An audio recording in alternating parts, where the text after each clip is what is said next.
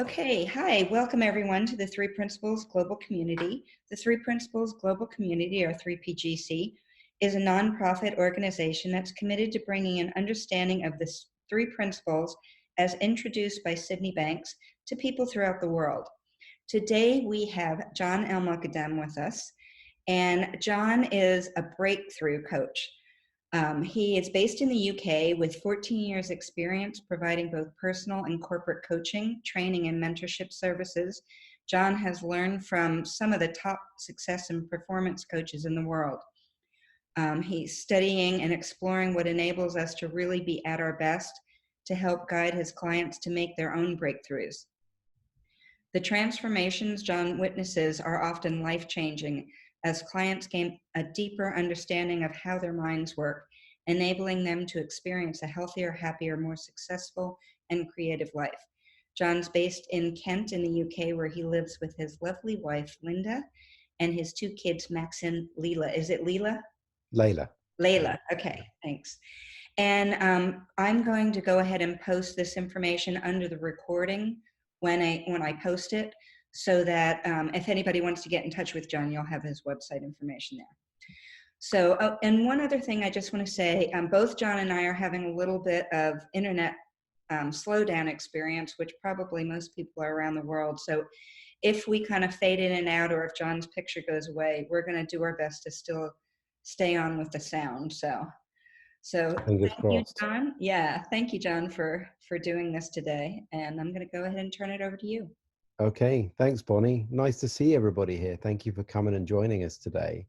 So, my thought about today was that I wouldn't do too much up front, and we would try and have a bit more of a conversation so that we could see what's on your mind and see if we could work in real time with what you'd like some help with and what you'd like some insight with.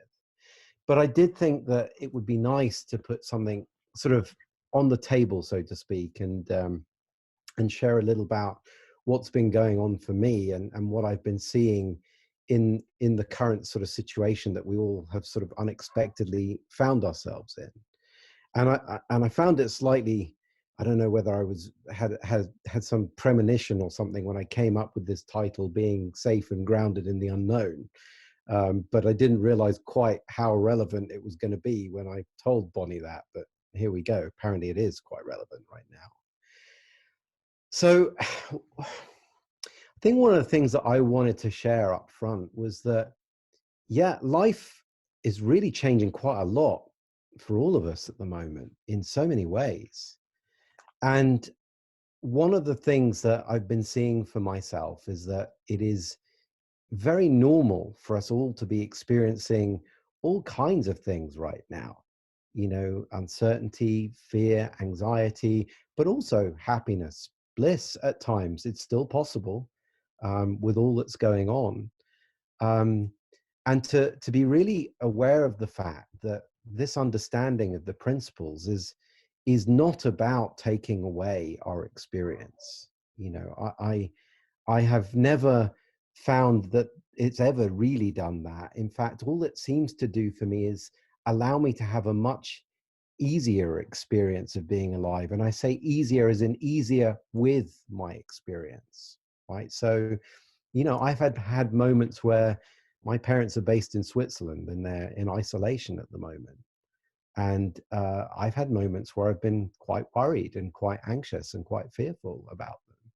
But then also I've had moments where I've had incredible connection with my parents in ways that I haven't actually experienced in a long time recently, right? So this understanding of the principles is not about getting rid of our experience. It's about seeing something about the nature of it that helps us see how safe and human and normal it all is.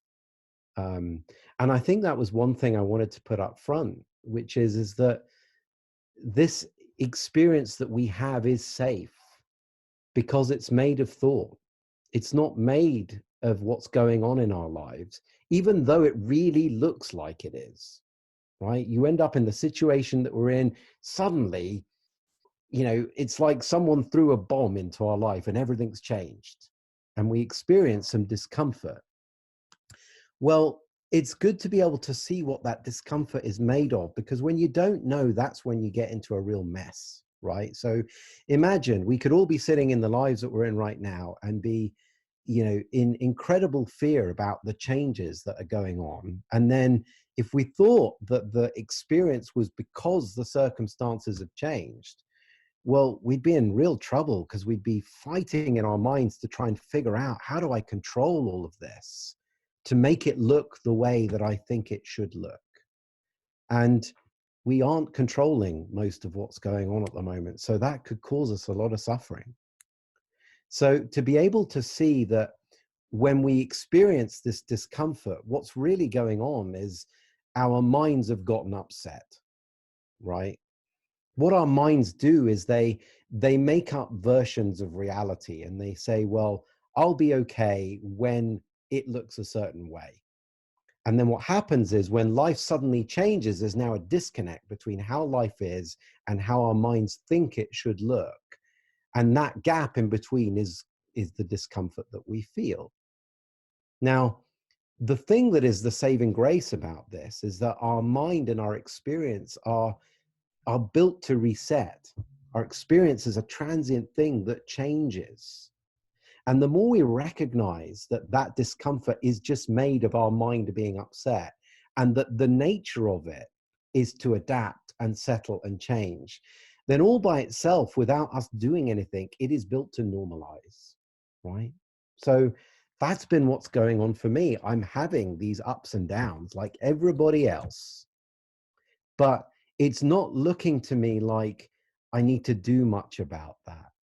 I'm seeing that that is something that is really normal and healthy, but is also built to change on its own. It is built to adapt itself without my interference. And that means I'm doing a lot less thinking about what I'm feeling. And instead, I'm just feeling it. I'm having the experience. And so one of the things that I often see with people who get into this understanding is that they somehow think that, you know, they shouldn't be feeling what they are, that they should be walking around in this kind of Zen, blissed out state. Well, that just doesn't make sense if you think about it. We've got relatives who are sick, some of us, or people who are dying, and our lives are changed. Is it right sometimes that we would just be blissed out and feeling fabulous all the time? I don't think so. I don't think that's normal. I think it's good to be able to see that the experience that we would have is normal, but that it's built to settle, but that it's built to adapt itself. Um, and the other thing I would say is that with the uncertainty, we it can seem like we need to figure out how to navigate the uncertainty, what to do. And as what I call myself as a recovering intellectual, right? So I was previously somebody that really thought it was my job to figure out in my head what to do to navigate my life. And so I was very busy up there a lot of the time.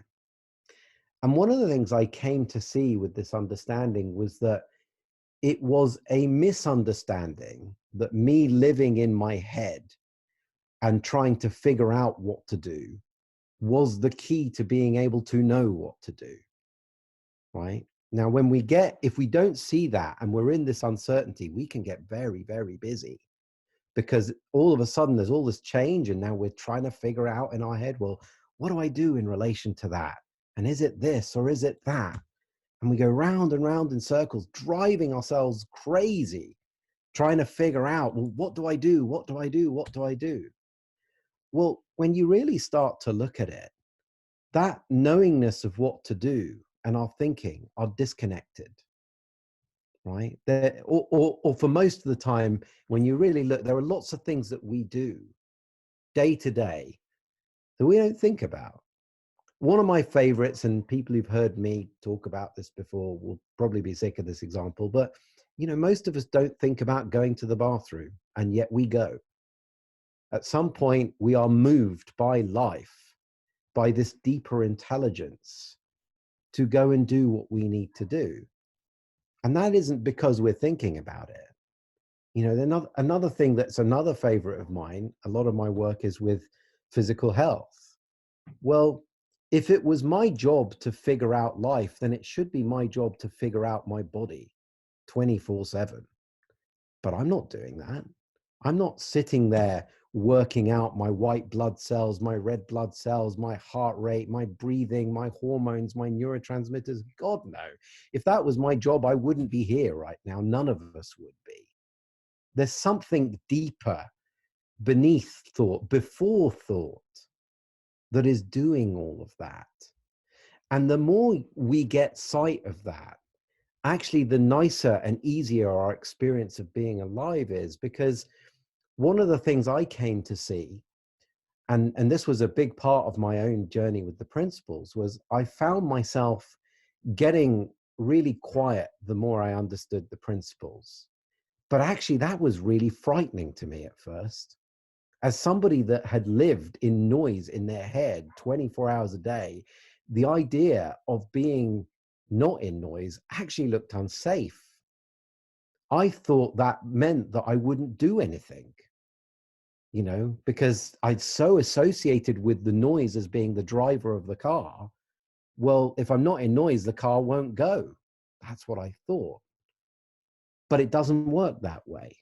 And that's what I came to see. The more I was willing to just allow myself to be in that quiet and be curious about its nature, I came to see, oh, I still look after myself. I still work. I deal with my kids. I shower. I go to the bathroom. I eat my dinner.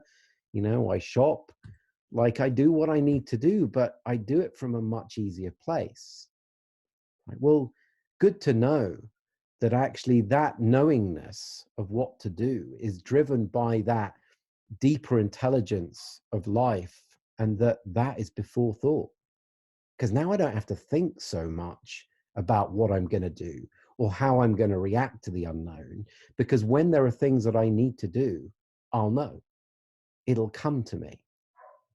Right? So the more we can get sight of that, the less we live in this noise. But the good thing is that before the noise is this peace, is this well-being. Right? Now, most of us don't know that. I certainly didn't.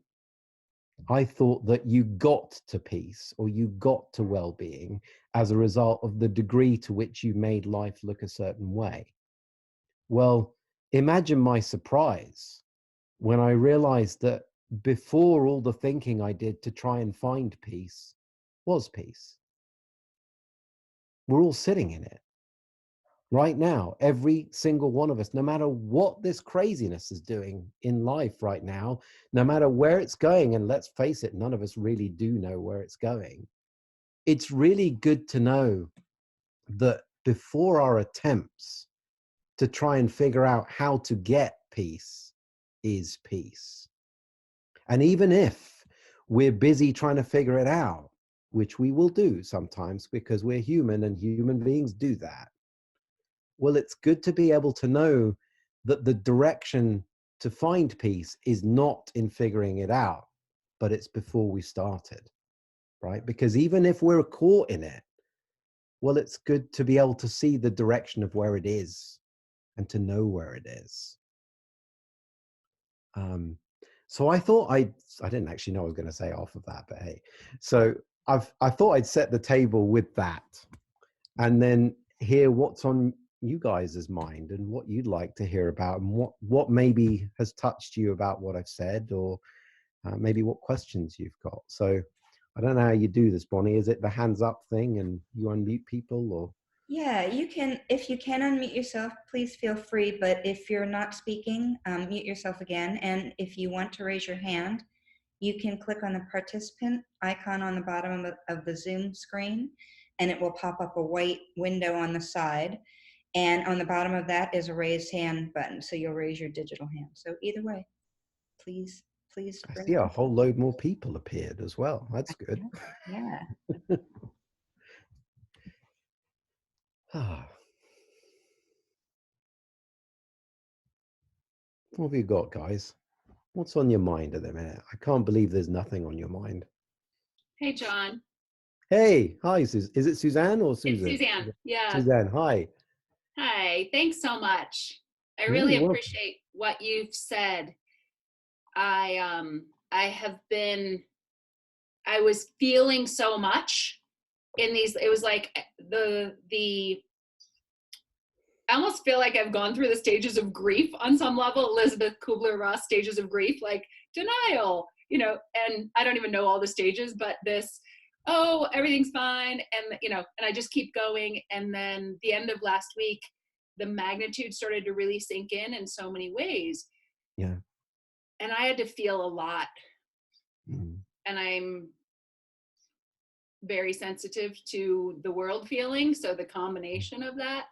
Um, and there were moments that I was really patient with myself, but there were also moments that I was like, oh my God, like, that feeling where you don't know like, I know I've had the principles in my life for 16 years. I've been on a huge spiritual journey and nothing helps. And what I just got was that I was caught in that space where something was going to help, yeah. but actually the piece was holding all of that all through.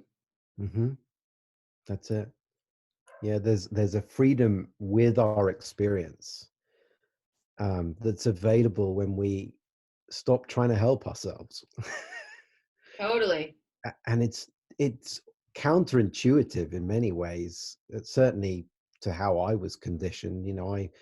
I grew up somebody trying to make me feel better all the time, and Totally. went through a whole stage of learning all kinds of personal development tools and techniques to try and make myself feel better. Who knew that it was possible to be okay feeling whatever I was, and that what is behind that is an understanding of what that experience is made of and its nature. um, you know so I love the share, and boy do I fall in that trap still anyway from time to Mm-hmm. time. But I see the humanness in that, and I think, Mm-hmm.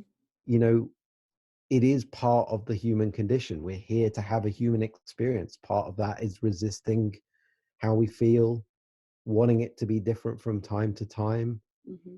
But the more we see that there is a freedom available to us with the experience as it is, and it is not to be found in changing it or fixing it, we seem to do it a bit less and be a bit kinder to ourselves when we do resist it all. I think that a huge piece that I'm just getting like in this moment almost is I have known for a long, long time that outer circumstances and my inner feelings had no bearing on each other, Hmm. but but I've still been kind of doing that spiritual, but I shouldn't have to feel this bad. Yeah. And then also like meditating's useful for, sitting still is useful for me, going for a run is useful for me. So I've just leaped into really sharing the principles in recent months again, and Mm. it's almost confusing my brain. Yeah. um and so the throwing out the tools that I do have and that I know I get insights in space, and I open up and I get out of my own thinking Mhm. and kind of shaming myself on some level for needing the tools, Yeah, yeah, yeah. Yeah, I think it's another thing that we can innocently fall into doing is that we forget that it's okay for human beings to cope. So Mm, we can understand on some level how our experience works, but then we we sort of make up this new standard that, totally. okay, now I should always realize what my experience is made of. And, when I'm not, it's a matter of somehow reminding myself and then I'll see it. Well, no. I mean, there are definitely times when, my understanding of my experience is nothing more than intellectual.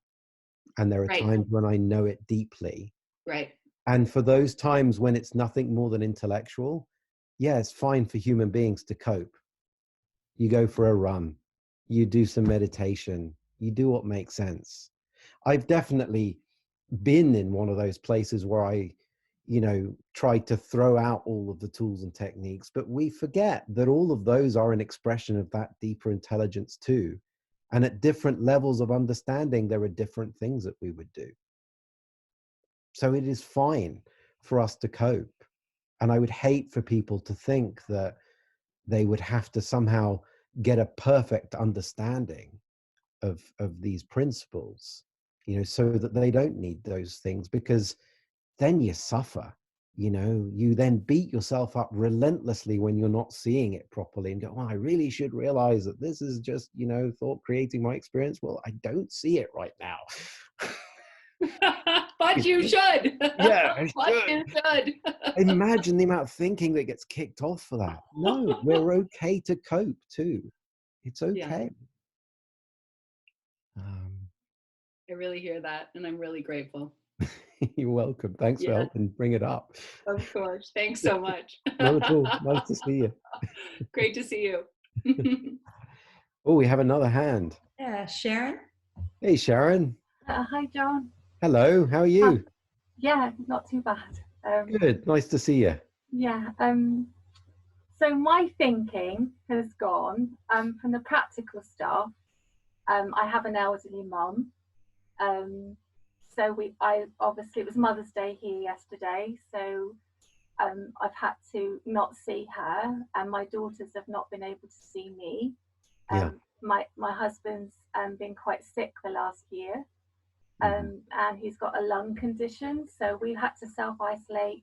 We took that decision on a couple of weeks ago. But my background, and I was agoraphobic for about 20-something years. Right, yeah. And it's funny when my thinking has gone, because now I can see the flip side. Because for those 20 years, while everybody has been out doing their stuff and I've been isolated, I don't have a problem really with isolate. I mean, I kind of think, I keep saying, so, well, it's fine, you're used to being isolated. But because obviously I've had some freedom for the last couple of years, I do have the busy mind about, well, I want to go out. It's not fair. And so I have seen how clever my mind is. Little mind is trying to go, well, really, that's not fair, is it? Because you've been stuck in for 20 years. Now it's all been, your freedom's been taken away. But then, because I have a deeper understanding now, I know that it'll be fine. I mean, it's good. And as much as I can keep myself busy, and I don't have to go out, and I have, I have lots of not even coping mechanisms. I just have that feeling inside me that I can go into when it's all getting a bit too, busy in my mind about my mom and my husband, and so, but it's almost, I shouldn't say almost funny, but it has been. What a great example of the adaptability of the mind, right? So you've gone from, I'm agoraphobic, I don't go outside, to enjoying your life outside, and now being forced to stay at home, and your mind going, wait, I like this outside thing, having been formerly agoraphobic. And to see how much it has changed, and now here you are being forced to go back to where you were previously comfortable, now experiencing discomfort. Now, the more you've seen, and you clearly have a level of understanding about this, which is great. So the more you see, oh, okay, I'm onto this. I see that all that's going on is that this created a new standard, this created a new sense of normality, and it's gotten upset. Okay, well, in the same way it adapted before, it's going to adapt. But until then, there's a transient period of discomfort. But that example is what we're all up against. It's in various guises because, you know, for those of us who are used to being out there and now we're not, we're back in lockdown. It's like, well, our minds are going, what is that? So what a great example. Yeah, be interesting to see how I am on week 10 or something. The same goes for all of us. Yeah, I just thought I'd share that with you. But also the energy moving through, I used to be really, really frightened of. I was afraid of that energy. But now I also can see that even being back in here, I'm having the same energy coming through. I'm having fear, and that's okay. Yeah. And I was having that when I went back. I had that freedom outside. I was experiencing that, but seeing it for what it was. Right. Then I am seeing that back indoors again, you know, back inside. So it's interesting. It is. You're doing a full 360, aren't you? Yeah. Anyway. No, but I love your insight. It's great. That's really great. Very cool. Thank you. Thank you for sharing it. Thanks for coming. Thanks. Now, have we got any other questions, Bonnie? Not right now. Anybody? No? Can I put my hand up? Can you hear me? Oh, Yeah. hello. Hi. Hey, you're right. Sorry, I didn't know how to put my hand up electronically or whatever it is. Oh, I think Okay. it's that's all right. You've All got right, it. cool. That's all that matters. All right, cool. How do they do Hey. that, Bonnie? Is it in the participants button? If Yeah, people wanna what you do, there's a participants icon on the bottom of Oh, yeah, okay. Yeah. There you go. Raise hand. Another one Okay, going up. sorry about that. That's Okay. all right. Not at all. Hey, all right, cool. Hey, John, I was actually supposed to be with you last Monday, Tuesday, Wednesday, but it got cancelled because of the... Oh, you're that Daniel. Oh, well, nice to meet you. I'm that Daniel. Hi. Nice to meet you, John.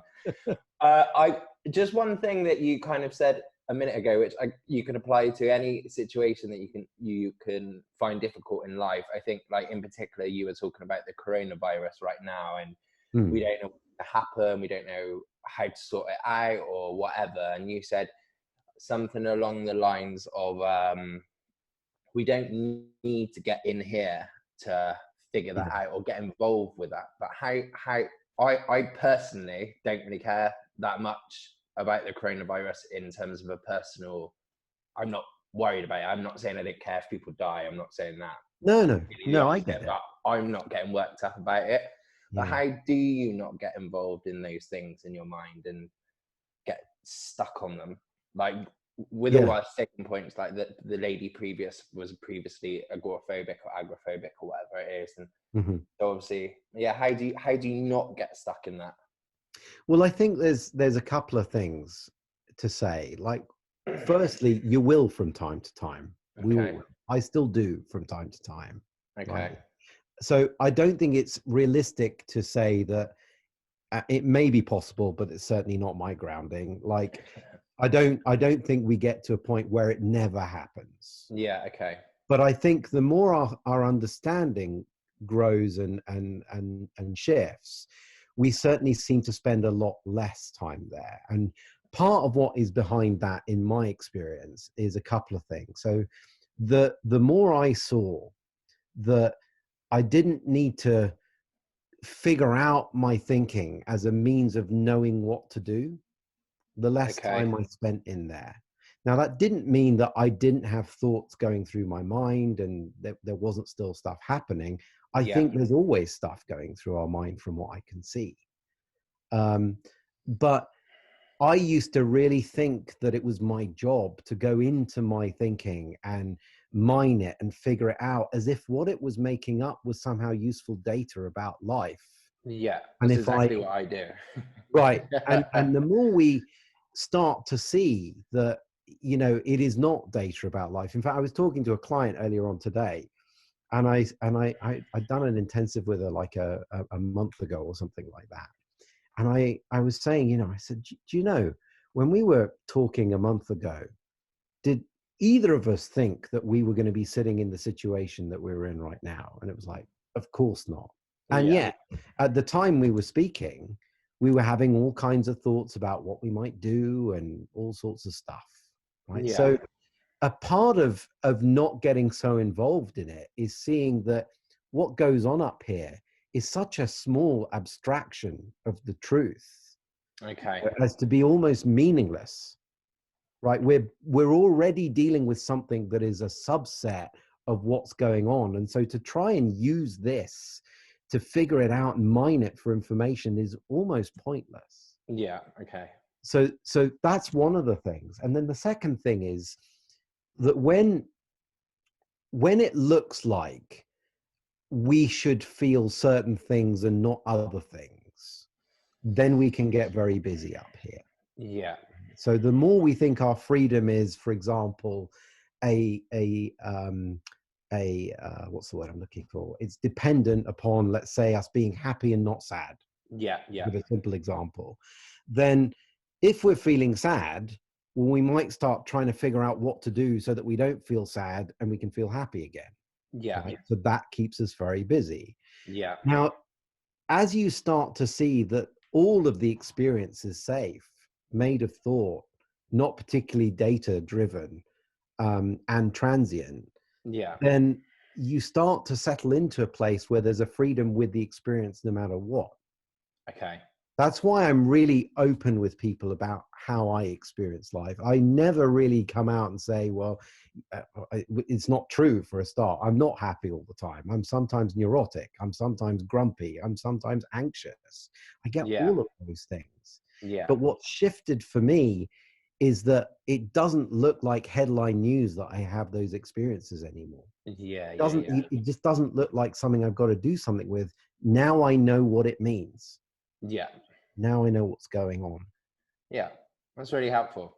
Oh, good. Okay. Thank you. You're welcome. That's good. It's good. Pleasure. Thanks. Okay. Nice to see you. I should see you maybe hopefully in June. Fingers crossed. Yeah. See what happens. Cool. See you. Thanks for coming on, Daniel. No worries. Take care. Kinneret? I'm trying to unmute you, but can you unmute yourself? There you go. Yes, I can. Kinneret. Hello. Hi. Hi. Nice to see you. Nice to see you. So, question: when working with with people, okay, I teach a class at a cancer center. So I work with cancer patients. I have some private coaching clients that have a lot of anxiety and the usual. Yeah. How do I introduce this? I mean, I'm trying kind of right and left, and it's not quite sinking in. And I'm like, I must, maybe there's another way of doing it. Mm. So what do you do with that? You know what I would say? The thing,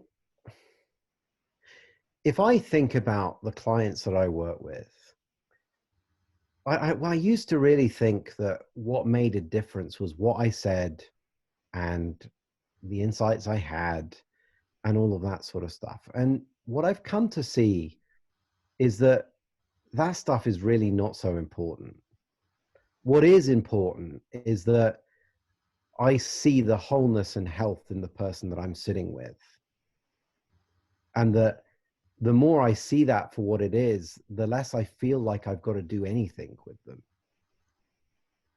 Right? So we can get really caught up thinking, oh, they've got to get this and they've got to see this. But if you really look at that, on some level, that seems to me saying that there's something wrong with them as they are.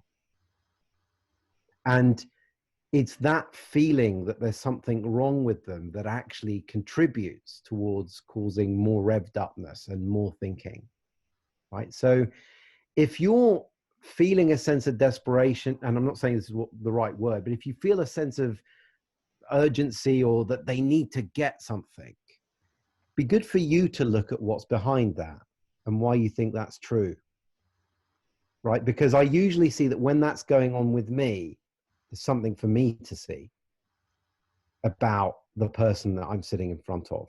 When I do an exploratory with someone, one of the things that I really look for, before deciding whether I work with them, or deciding if I feel like I'm the right person, let alone if they've decided I'm the right person. But one of the things I really look for is, to what extent can I sit in front of the person in front of me and they just don't look broken to me, even if they're very busily telling me how broken they really are, right? To what extent do I see through that and I'm undisturbed by what they're telling me? Because if I'm undisturbed by it, then I can work with them, and I will come from a feeling that will be more conducive towards them being grounded, right? Helping to settle them down. But if there's some part of me that's looking at them going, I really need them to see this, or I really want them to get that, I'll look at myself again and go, well, what's that about? What do I need to see here? What do you hear in that? I'm reflecting back, and I'm seeing how, when my clients or people that I work with go into places of anxiety, I do want to fix that. Mm-hmm. Right. I mean, and it's interesting because for me, I know that there's just a deeper place inside, and I can just go in. And sometimes I think, how do I help others see that? Mm. So I try, because I don't like them suffering. Well, yeah. You wouldn't do this work if you wanted, didn't want that. So I get that. It's true. Why would it matter to you that they experience some anxiety? Because they don't have to. Well, that's true. But as human beings, the human condition is set up such that we do sometimes. Yes. So we can, do you see how it's one of the subtle traps that we can all fall into, and I have and still do from time to time, right? That we can subtly, this likes to make up standards. It's what it does. And one of the standards that it can often make up is it goes, oh, this 3 principles stuff, it's really cool. And look at the nice, settled, floaty place that people can drop into when they get it. That's the game. That's the goal. That's where we got to go. Right? Well, now you end up in this prison of trying to figure out how to be in this floaty place all the time. And the trouble is that floaty place is not a place that you drop into when you're thinking a lot. It's something that you drop into when you stop. But when you're trying to get there again, trying to get rid of the anxiety so you can feel that again, you're ironically taking yourself further and further away from it. So there's a need for us to reconcile ourselves to the paradox almost of being in the human experience, which is, on the one hand, there is this settled, peaceful, safe place of well-being that is our nature. And there is another part of us that is navigating this human experience and is not going to remember that place from time to time. And the more we see that we're in both of those things, then when we're in the human part, the more we just know that we're never really far away from that place, and know that it's a safe thing because it's made of thought and it doesn't really mean very much. Well, great. Now we get to have the experience, but it doesn't have us because we're not trying to do something with it anymore. Is that helpful? It reminds me to just be with whatever anyone else is experiencing. Yeah. Not to fix it. It's a real guiding point for me that whenever I'm feeling like there's something I got to do for a client, something I need to see for me, there's some gap in my grounding or something I'm not seeing truthfully that is making me think that the person in front of me, it can be very subtle as well. It can be dressed up as helping, supporting, being a service. It's like the mind is really sneaky at making things like that up. But if there's any part of me that's wanting to do something and make something different for someone in front of me, I need to look at me. And I'm still doing that, by the way. It doesn't matter how often I do this work, it still happens. Part of the joy, though, right? It's endless learning. I hear you. I hope that was helpful. Thank you. You're welcome. What else we got? Oh, we've got, is it Kajal? You know how to unmute yourself? Thanks, John. It's been very helpful. Oh, hi. Hi, hi. Thanks very much for this call. It's really been very helpful. Oh, good. Again, I think what you said is I've been through the same struggle, that when sharing the principles, there's something that I think I need to share more clearly. And obviously, it's a confusion that I have, which is not entirely clear to me. And that is this inside out and outside in. I completely understand it's my thinking that's created the feeling, and circumstances outside are not the cause. And yet, in my mind, I struggle. How am I going to get it across to somebody else that the coronavirus has nothing to do with the fear that everyone is going through, this collective feeling? So it's almost like I need to be so clear before I can share it. And perhaps that clarity is not 100%. That how can I completely say the coronavirus? Well, there was no such collective fear before the virus. And since the virus, there is a collective fear which I cannot deny. So how can I say to someone that a circumstance has got nothing to do? And yet I know that I, at this time, can feel quite content, happy, not in fear. Right. I understand that. But there are people who are feeling that collectively. So there is this separate reality, which I understand. But I'm just wondering, could there be a shared reality as well? Say more about that. So there are all these people who think that the coronavirus is something to be afraid of. They are in panic, they are in terror. Yeah. And they will say that before this came, we were not in terror. And since it's come, we are in terror. And if that situation somehow tomorrow were to completely dissipate, they would not be in terror. So this association between an external circumstance and how I'm feeling at the moment, I don't know how to explain it to someone who is convinced that it's the virus that's causing them to feel terror. Yeah, it's interesting though that we may have moments of terror, but we're probably not in them 24/7. Right. And there may be other people. I mean, it's really interesting. I go from having moments of, it's funny, I'm not actually afraid of being sick. I don't know why. That doesn't seem to worry me. I seem to be, if I have fear about it all, it seems to be fear focused around others that are important to me. But for some reason, I don't seem to be too worried about being sick.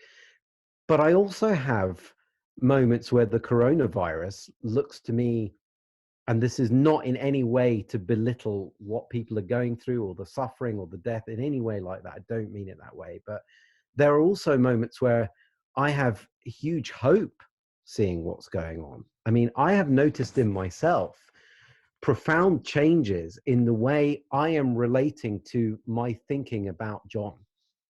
You know, I was saying to somebody the other day, you know, under normal circumstances, if I had a cough or a cold, I wouldn't think anything about, you know, other people getting infected. I'd be getting on with John's life and what I think I need and my work and all of this sort of stuff. Well, I noticed the other day a whole new level of thinking had kicked off, which was, hey, John, you go out if you had a cough. I don't, by the way, but if I did have a cough, well, that could be someone's grandfather in ICU. And I was like, isn't it interesting how this thing has suddenly got me far more aware of my interconnected nature. And that filled me with hope. So this thing that apparently creates our experience, well, on the one hand, I had moments of being fearful for my parents and my family members, to, oh, wow, that's hopeful. And I was seeing it elsewhere as well. Now, the more I was starting to see that's true for me, the more that becomes my grounding for what I share. Same for you.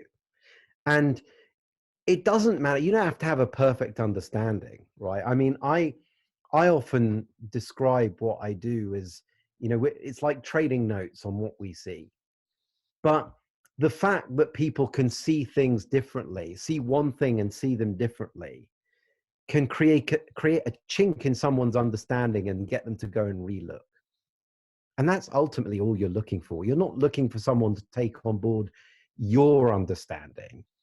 You're looking to get them to go and look again, right? And what you see, your grounding, what you see and know to be true about that is enough if somebody wants to go and look again and see for themselves.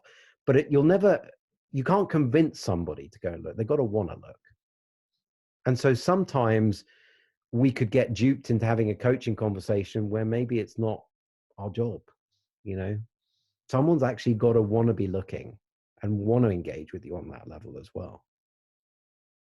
Does that help? That makes sense? Yes, that's extremely helpful. I think I now understand where I felt that I had to teach something. This is an equation. It is always inside out, never outside in. So this thing about me that I felt I had to sort of get across, I think that's dissipated. So it's fine if they don't see it that way at the moment. And sometime I will see it more clearly. Sometime they will see it more clearly. Right. And as you correctly said, I mean, I'm a caregiver too. I'm a caregiver. I have a daughter who's very severely disabled and very high risk. And yes, initially I went through torment because I was afraid of her. And now I'm quite settled in myself, knowing that if it were to happen, we've taken all precautions, but if it were to happen, I will know what to do then. Right. So I've been through both the torment and the settled. So I know it's nothing to do with that, but it's been really helpful that no, I don't need to convince them. It's only one way. Right, exactly. Yeah. Brilliant. So if it looks both ways, if it looks outside in and inside out some of the time, that's fine too. That's human, right? Exactly. Great. Yeah. Thank you so much. You're welcome. No problem. Nice to see you. Ellen, hello. There. Hi, nice to see you. Yeah, it's fun. It's fun to hear what everyone's had to share. And I've been kind of fascinated how different people are in different places and different countries are in different places too. But just a few weeks ago, like the level of terror that was present in some people that I was interacting with just felt so out of proportion to the situation. It was like so obvious to me how out of proportion it was. It was like no one knew anyone that was even sick. And that difference was helpful to some. Like here we are in this state of panic and about something that's not even really here right now. You know? Yeah. I mean, it illuminates the role of thought to me. Yeah, absolutely. And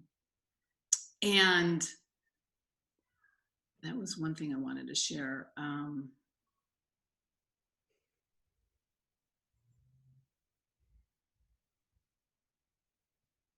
Maybe that's all for now. There was something else, but it's gone. Yeah. But I just appreciate the conversation and the I think the other thing is like also I'm just sensing such a extreme the extremeness of peace that I can feel, and the and the chaos in the world. But like Right. just that, you know, more people out in my neighborhood, more people talking, connecting, and I don't know, just this knowing that something really powerful and beautiful, like beautiful, is happening. Like the unity that's around the planet that's happening out of this is extraordinary. I totally hear you.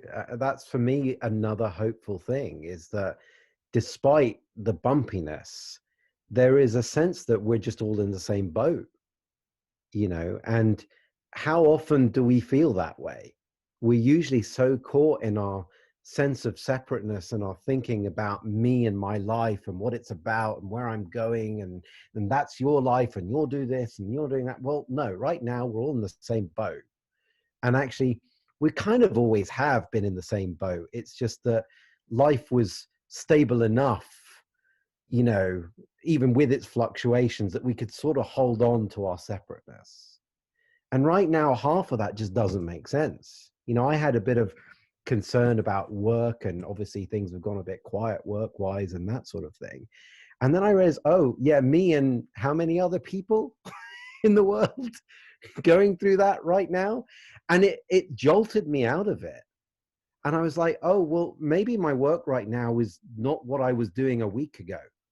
Maybe my work right now is, you know, fixing the WhatsApp group for my local community that I'm here, you know, or it's, you know, helping someone who wanted their laptop fixed so their kid could do their studies.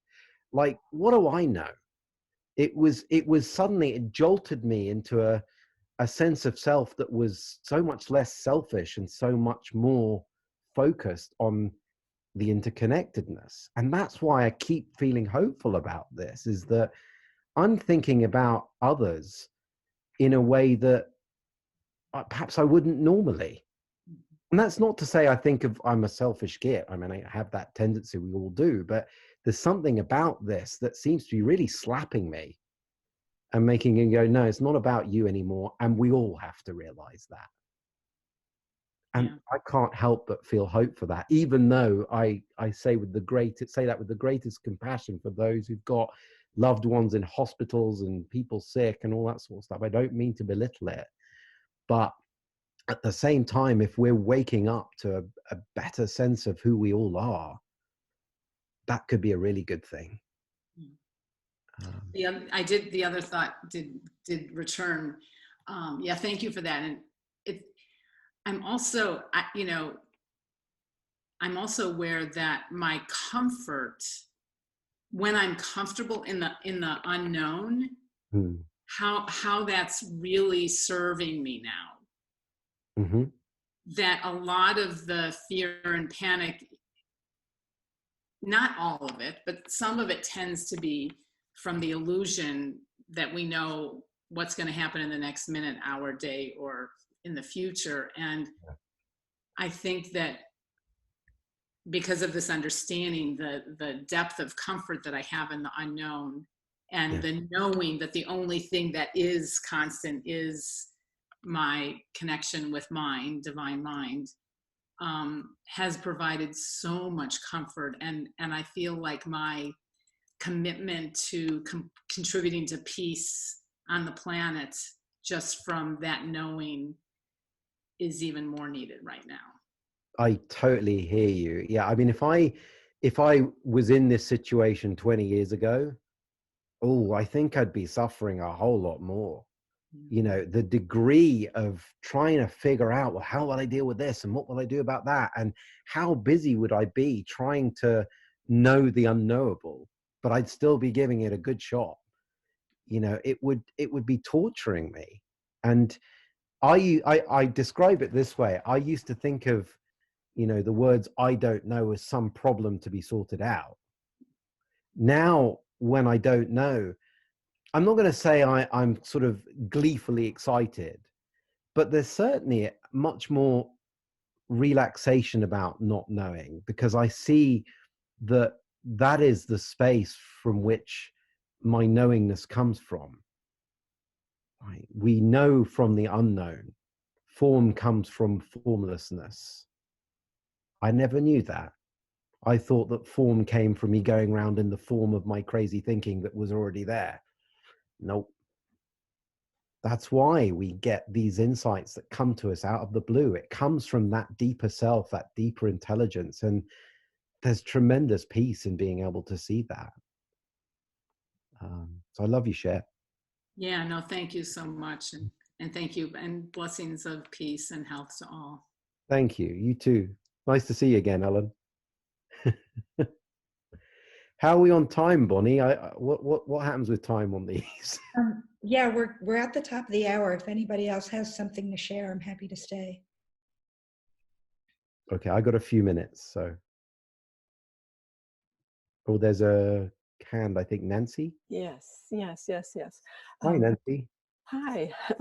I just wanted to share that I'm so appreciative of this call and what everyone has shared. When we started the call, I just have felt like, you know, like a dish rag, and you've got it wet and you've got it turned as tight as you possibly can. And you know, even though I have some understanding, I still just found, as I just sat and listened, I could feel that unwinding and settling and just more warmth. And so I'm very grateful for that. So thank you. You're welcome. Thank you very much. Thanks for being here. Thanks. Oh. Well, thank you everybody for being here. Oh, go on, Rick. You got in. Yeah, sorry, I got in at the last minute. That's all right. Nice to see you. The burning share, right? Go for it. Anyways, I really appreciate the conversation that's going on right now, and I really appreciate what Ellen brought up about the focus on the universal mind. Because, you know, initially we were really focused on our thinking and you know, all the storms that are going on in our heads and what to do with it. And she reminded me of the fact that you know, this virus is also made up of the same energy that we all are, right? And to be the observer and step back and just watch how things are evolving, to me is where I'm grounded, where I just, you know, there's not much I can, you know, there's really nothing I can do about it other than watch what's going on and then wait for the insight and wait for what my next step is. And, you know, lately it looks like, you know, my 90-year-old father moved in with me a couple of days ago. That's my next step. You know, as much as my thought went up, oh my God, that's going to change everything, all the responsibility. And it's like, no, wait a minute, that's my next step. You know, so I'm glad that somebody reminded me that you're a part of this universal mind, and that, you know, the virus is really made up of everything that we have. And I think a lot of my angst comes from my relationship possibly with dying, you know, the whole thoughts around, you know, death in itself, right? But I feel, you know, I'm in a comfort zone with that. So yeah, you know, I love what you just said. Then it reminded me of something that, you know, there's a real tendency to see, well, it's us against the virus. I feel like what's going on is an invitation for us to go and look again, to see something afresh. I don't know what it is we're going to see collectively, but it does feel like there's something about this that is causing us all to go and look again. And maybe there's some intelligence that our minds can't figure out about this right now, that maybe we'll only live our way into in future. But I don't think it's helpful, as you sort of indicated, for us to think about this as being something separate from that intelligence. It isn't. It's a part of it. And I wonder what that invitation might be. So thank you for pointing that out. I agree. I think it's really helpful for us to look at things that way. With that in mind, I'm glad you squeezed that one in, Rick. Thank you. Thank you. What a wonderful ending, right? That was great. Yeah. Oh, well, I enjoyed being with you all. Thank you very much. Thanks for inviting me again, Bonnie. Yeah, no, I'm so happy. I always love when you come on to do these. And this was just such a great conversation. And I really heard a lot in it. So thank you so much. Thank And you. for everyone participating. And the next webinar is April 8th, and it's with Marina Pearson. So hopefully you can join us live then as well. Thank you, everyone. Bye. Thank you, everyone. Be well. Take care. Lots of love. See you. Bye. Bye. Bye, John.